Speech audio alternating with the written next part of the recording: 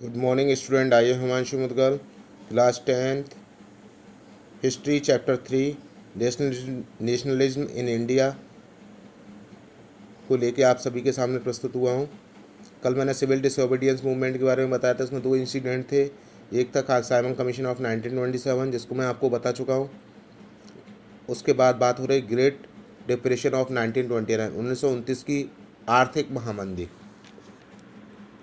The depression had deep impact on the agriculture and industrial goods. जो आर्थिक महामंदी थी उसने सबसे ज़्यादा जो प्रभाव डाला था वो था खेती पर और औद्योगिक सामान पर। Poverty increased by 1930। गरीबी बढ़ रही थी 1930 में ड्यू टू हाई टैक्सेस। ज़्यादा टैक्स देने के कारण गरीबी बढ़ रही थी। इन दोनों रीजन की वजह से गांधी जी ने सिविल डिसोबीडियंस मूवमेंट स्टार्ट करने का प्लान बनाया। ये दो कारण थे, इसके कारण गांधी जी ने सविनय अवज्ञा आंदोलन को स्टार्ट करने का प्लान बनाया। सिविल डिसोबीडियंस मूवमेंट में किसी देश के जितने भी नागरिक हैं वो गवर्नमेंट की पॉलिसी और लॉज को ओबे करना या फॉलो करना छोड़ देते हैं। समझ में आई? इस मूवमेंट में ये था कि गवर्नमेंट की पॉलिसी को मानना और फॉलो करना बंद कर दिया जाता है।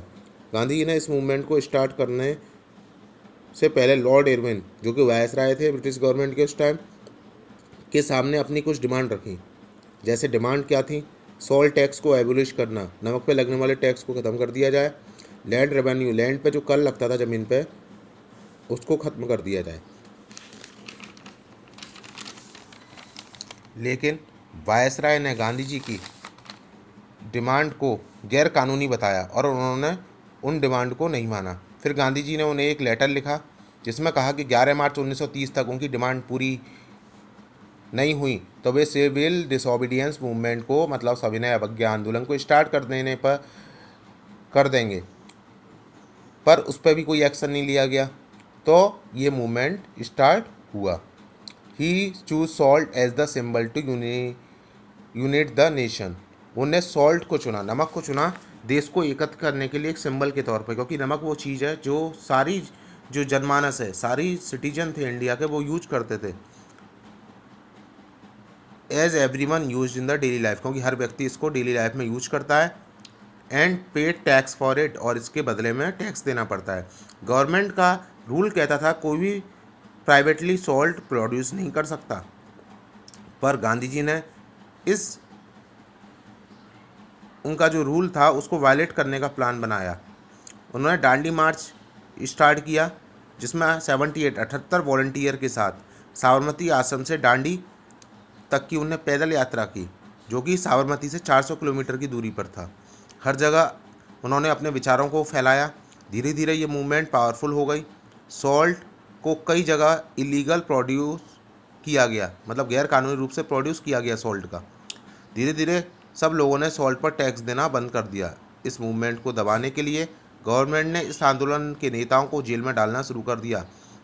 गांधी जी को भी अरेस्ट कर लिया गया और 16,000 इंडियंस को भी जेल में डाल दिया गया।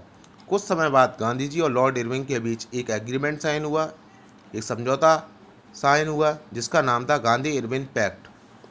इस पैक्ट की क्या डिमांड थी? Civil disobedience movement was stopped by Gandhi. Civil disobedience movement को गांधी जी के द्वारा रोक दिया जाए। Second, all prisoners were release, सारे जेल जो कैदी हैं जेल में उनको रिहा कर दिया जाए। Gandhi initiated for second round table conference. Gandhi जी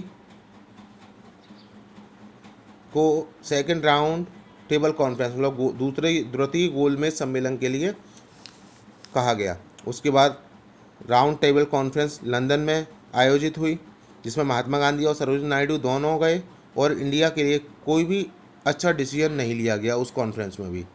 फिर वे दोनों निराश होकर वापस आए भारत। फिर गांधी जी ने सिविल डिसोबीडियंस को दोबारा से स्टार्ट करने का प्लान बनाया और 1934 तक 1934 तक ये मूवमेंट ढीला पड़ गया क्योंकि लोगों ने इसे फिर से सपोर्ट नहीं किया।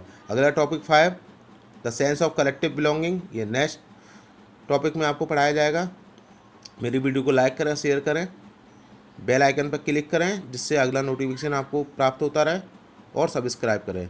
Thank you, have a nice day.